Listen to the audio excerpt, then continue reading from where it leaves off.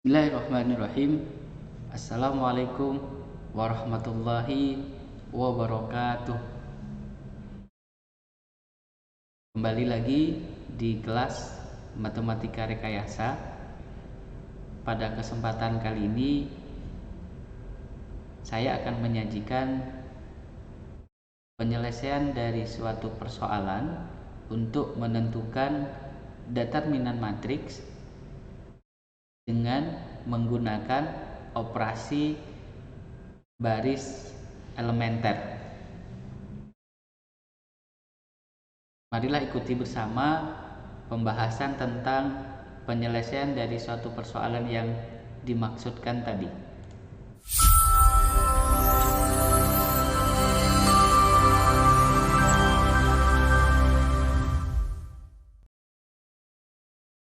Di sini kami menyajikan suatu matriks P yang berordo 5x5 yang nanti akan kita selesaikan dengan strategi operasi baris elementer. Nah, sebelum kita melakukan satu eksekusi terhadap persoalan ini, kami ingatkan saudara terhadap jenis dari matriks yang salah satu diantaranya adalah mengenai matriks segitiga atas ataupun matriks segitiga bawah.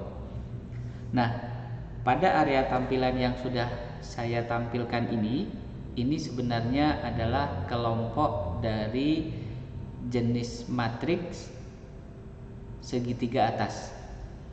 Nah, penciri utama dari matriks segitiga atas ini tidak lain adalah entry matriks di bawah diagonal utamanya adalah 0. Yang mana 0 itu terdistribusi pada kolom pertama untuk di bawah diagonal utamanya.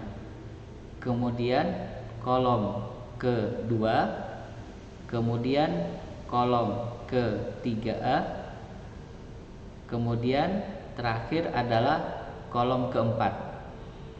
Oleh karena itu, seperti yang sudah saya sebutkan tadi, bahwa matriks P yang ditunjukkan atas persoalan ini belum termasuk kelompok matriks segitiga atas.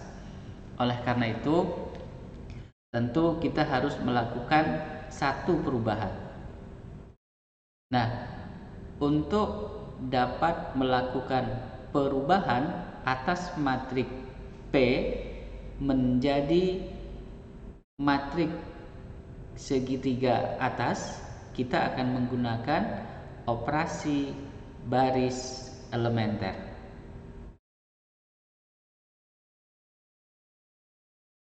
Saya sajikan kembali untuk matriks P yang nanti akan kita eksekusi atau yang nanti kita akan berikan operasi baris elementernya.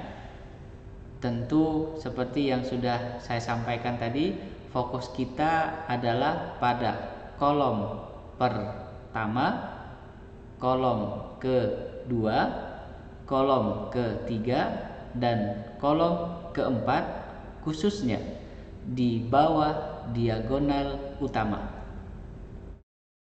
Oleh karena itu, titik fokus sekarang kita adalah di kolom pertama di bawah diagonal utama.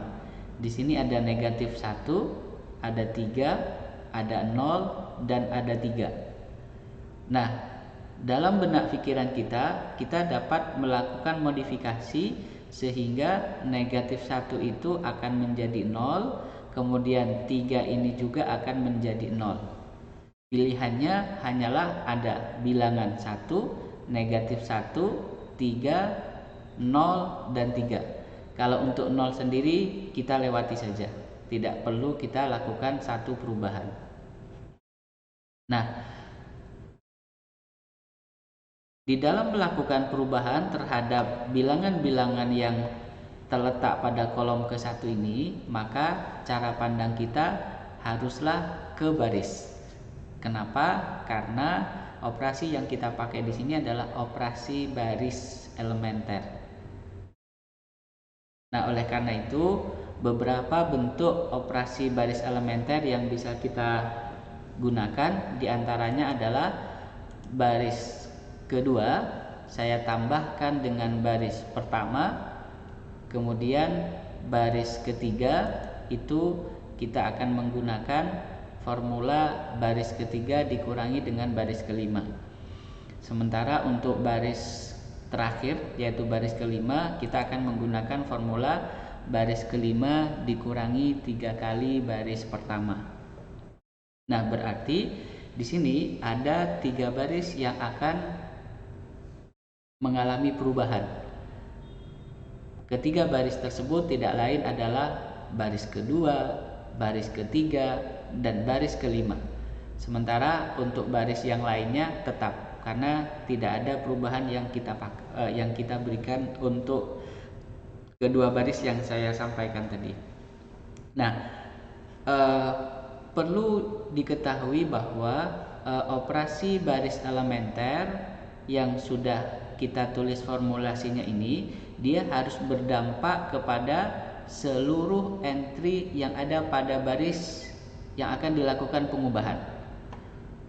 Jika di sini yang akan kita lakukan pengubahan adalah baris kedua, maka seluruh entry-nya yaitu ada negatif 1, kemudian 1, negatif 1, 0, dan 1 ini akan mengalami perubahan sesuai dengan operasi yang nanti akan kita berikan menggunakan entry yang terletak pada baris yang lainnya. Nah, hasil dari operasi baris elementer yang kita berikan pada baris kedua, ketiga, dan kelima ini tidak lain adalah seperti ini. Nah, terbentuklah untuk kolom pertama terlebih dahulu. Di bawah diagonal utamanya sudah berubah menjadi entry-nya 0. Jadi masing-masing entry di bawah diagonal utamanya khususnya pada kolom ke-1 sudah berubah menjadi 0. Oleh karena itu fokus kita selanjutnya adalah di kolom kedua. Nah, di kolom kedua ini kita melihat di bawah diagonal utamanya ternyata pada baris ketiga sudah 0. Sementara pada baris kedua, baris keempat pada kolom kedua itu masih negatif 1. Kalau di baris kelima, kolom kedua masih ada negatif 2. Oleh karena itu, pengubahan yang akan kita lakukan hanyalah terletak pada baris keempat dan baris kelima. Nah, selanjutnya kita akan melakukan seleksi penggunaan baris yang akan kita pakai untuk merubah baris keempat dan baris kelima ini. Nah, di sini potensi yang bisa kita pakai adalah baris ketiga, baris ke-1, baris kedua, dan baris kelima jika kita ingin mengubah suatu baris keempat. Nah, yang menjadi perhatian kita ketika kita melakukan pengubahan baris keempat ini, maka entry pada baris keempat kolom ke-1 yang sudah saya tunjukkan bagian sini, dia tidak boleh berubah menjadi selain 0. Oleh karena itu,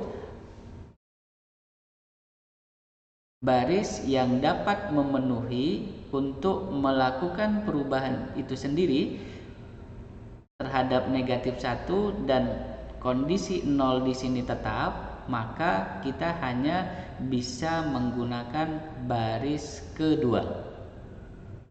Kenapa kita bisa menggunakan baris kedua? Sebab di baris kedua kolom pertama sudah 0, sementara untuk kolom keduanya 1.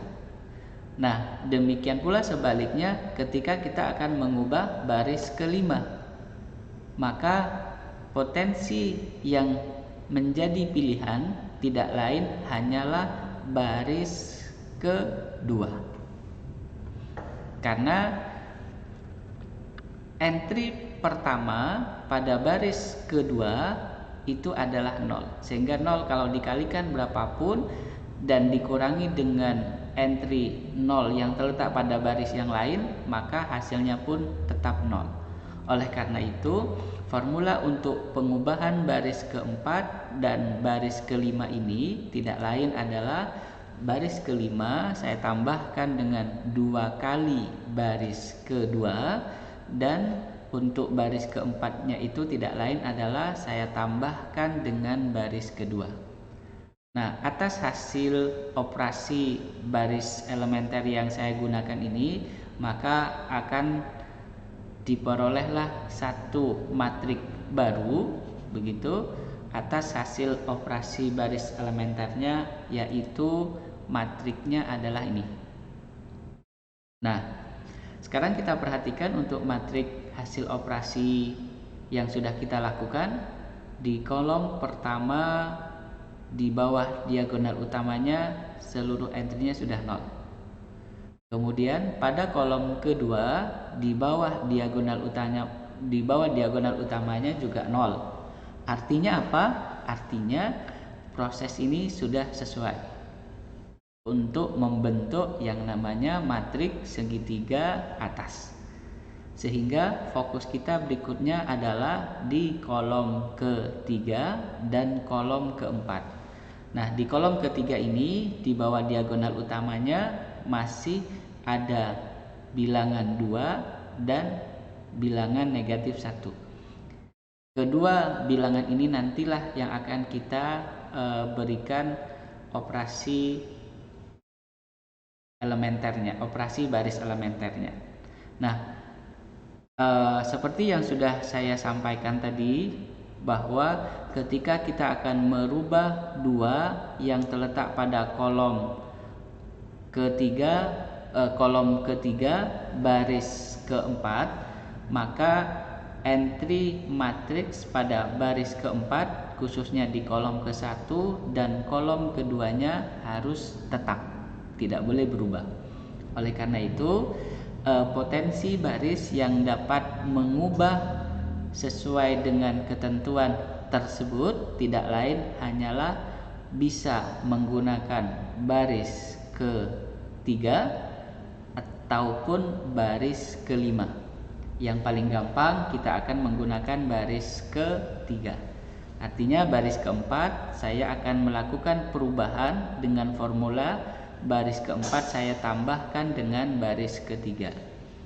Sebaliknya untuk baris kelima ini, jika saya menggunakan baris ketiga, maka formulasinya tidak lain adalah baris kelima dikurangi setengah dari baris ketiga. Nah, atas formulasi ini maka kita akan mendapatkan hasil dari operasinya dalam bentuk matrik tidak lain adalah seperti ini. Nah, di sini sudah tertampil bahwa kolom ketiga di bawah diagonal utamanya sudah menjadi 0 untuk setiap entry-entrynya. Oleh karena itu, hanya tinggal satu langkah lagi yang harus kita buat jadi 0, tidak lain adalah kolom keempat di bawah diagonal utamanya. Dalam hal ini bilangannya adalah 1. Nah, sesuai dengan ketentuan yang sudah disebutkan tadi bahwa entry matriks pada baris kelima kolom ke-1, kolom kedua, kolom ketiga itu tidak boleh berubah, alias ini harus tetap.